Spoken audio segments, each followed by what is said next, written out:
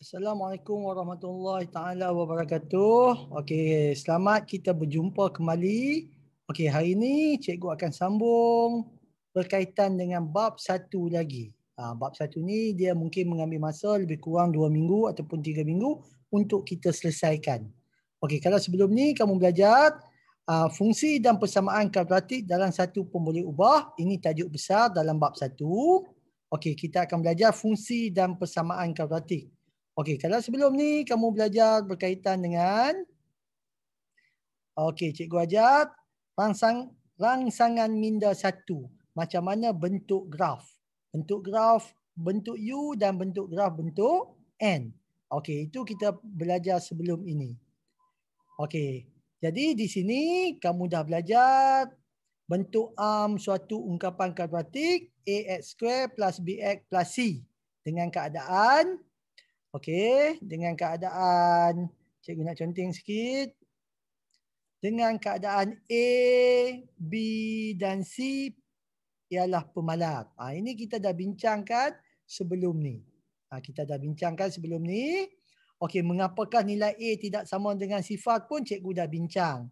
Bila A sama dengan sifat, kita darab X², X kuasa 2, di sini akan jadi sifat. Jadi, ia akan jadi linear. BX tambah C tak ada dah kuasa 2. Bila tak ada kuasa 2, bukan kuadratik.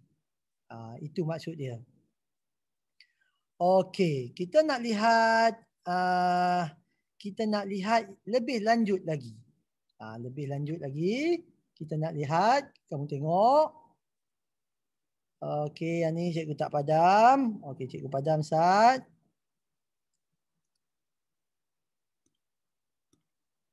Okey, cikgu padam dulu. Kita nak lihat lebih lanjut lagi hari ini berkaitan dengan rangsangan minda 2. Rangsangan minda 2 ini, kalau kamu lihat kembali, apakah A, B dan C dalam suatu ungkapan kuadratik? Tadi kita dah bincang dah. Persamaan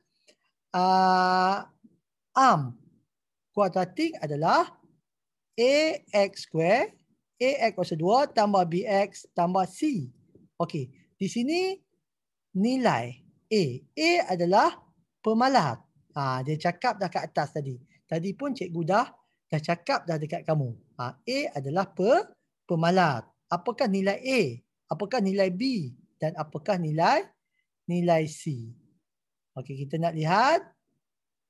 Okey, di sini kita nak lihat apakah nilai A, apakah nilai B dan apakah nilai C. Okey, kamu boleh lihat di sini 2X kuasa 2 tambah 3X tambah 1. Okey, kita lihat tengok. Okey, 2X kuasa 2 tambah 3X tambah 1. Di sini dia buat perbandingan dekat kamu. Okey, kalau kamu lihat perbandingan dia 2X kuasa 2 tolak 3X tambah 1. Dia buat perbandingan. Okey, sini. Nampak dia buat perbandingan yang cikgu cakap tadi. Apakah A, apakah B, apakah C? Jadi A adalah 2. B adalah negatif 3. C adalah 1. Ini dia tulis A, B, C. Jadi A sama dengan 2, B sama dengan negatif 3, C sama dengan 1. Bagaimanakah soalan di B? Okey, kalau kamu lihat balik di B, okey, cikgu conteng dekat sini. AX² plus BX plus C. Okey, di sini kita lihat. Adakah AX kuasa 2? Ada tak? Okey, ada. Ada tak nilai X, BX? Okey, BX tak ada. C ada, negatif 4. Jadi A ada, B tak ada. Jadi B sifat, A 2, C negatif 4. Dan seterusnya. Itulah maksud dia. Maksud dia kamu kena tengok, kamu kena faham. Yang pertama, kamu perlu faham AX kuasa 2 tambah BX tambah C. Ini dulu.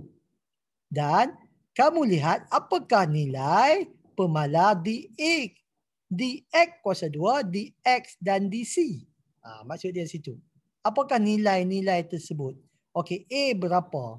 B berapa? Adakah A nombor negatif? Adakah A nombor positif? Adakah nombor pecahan? Nombor perpuluhan? Semua kita terima. Kalau kamu lihat kembali ini. Ini nombor pecahan. X kuasa 2. Jadi nombor A dia 1/2. Tulislah. Apa yang kamu nampak, kamu tulis. Okey, di sini nombor bulat B. Tambah 5, positif 5. Kebiasaan positif ini kita tak tulis. Kalau nak tulis boleh? Boleh. Okey, C nombor pecahan tak wajar. Negatif 3/2. Itulah nilai-nilai A, B dan C. Kita akan refer dekat persamaan AX kuasa 2 tambah BX tambah C. Kalau kita lihat D, soalan D. Okay, cikgu clear sikit. Okey, kita nak lihat soalan D.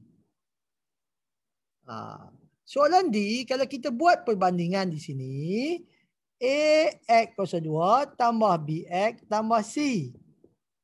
Okey, kita lihat. Okey, negatif X kuasa 2. Negatif. Takkan A itu negatif saja. Mesti ada number. A itu pemalar. Pemalar ni mesti nombor. Apakah nombor A? Apakah nombor B? Apakah nombor D, C? Maksud dia di situ. Kalau depannya negatif K, contoh. K itu adalah nombor bagi X kuasa 2. Walaupun K itu kita perlu cari selepas ini. Contoh. Sekarang dia nak nilai pemalar di depan X kuasa 2. Jadi negatif 1.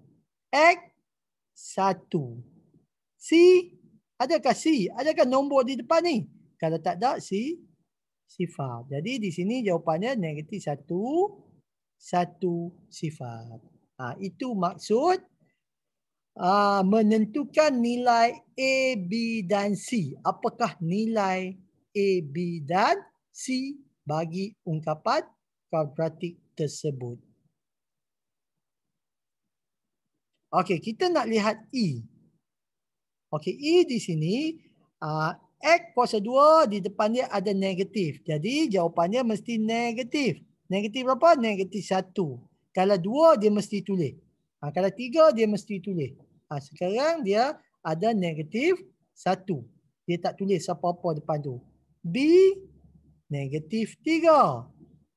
C negatif 9. Itu cara bila nak tentukan nilai A, B dan C. Okey, kita lihat F. F, kalau kamu buat perbandingan AX kuasa 2 tambah BX tambah C. Okey, dia hanya tulis 1/2 X kuasa 2. Ada tak di depan, di bawah ni? Yang cikgu conteng ni. Okey, tak ada. Bila tak ada, B dia sifat, C dia pun sifat. Tulis sifat. A ada. 1/2. Settle masalah kamu bila nak tentukan nilai A, B dan C. Okey, daripada hasil rangsangan itu kita boleh simpulkan.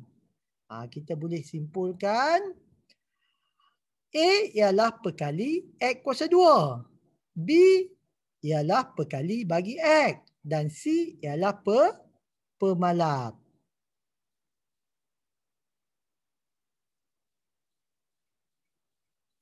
Okey, di sini kita simpulkan.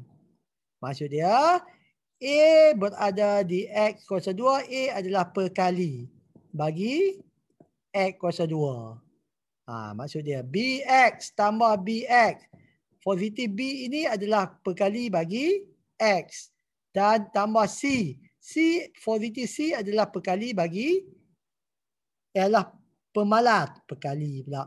A ialah perkali bagi X kuasa 2. C ini pemalar. Dia tak ada nilai X apa-apa depan tu. Okey, mengapakah A? Di sini dah kita sebut dah. Zon interaktif. Mengapakah A dan B disebut perkali? Okey, dia perkali bagi X kuasa 2. Mengapakah C disebut pemalar? Pemalar ini, C ini hanya tunggal, hanya nombor tunggal. Maksud dia C ini sebenarnya adalah perkali juga, tetapi bagi X kuasa sifar. Bila X kuasa sifar, dia akan jadi 1. Maksud dia di sini A X kuasa 2 plus B X plus C X. Ni. Ini. Maksud dia ni. Bila apa-apa X kuasa sifar, dia maksud dia 1.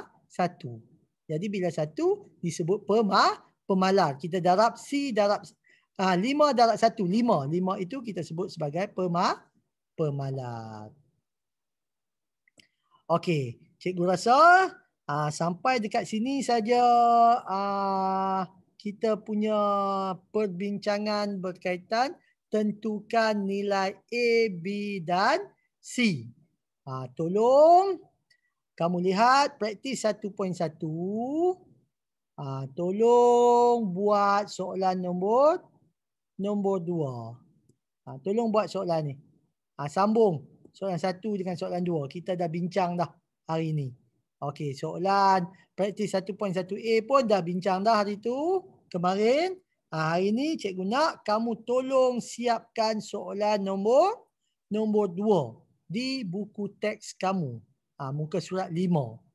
Selepas ini kita akan masuk tajuk subtopik yang seterusnya. Kita nak masuk subtopik berkaitan dengan fungsi kuadratik dan hubungan.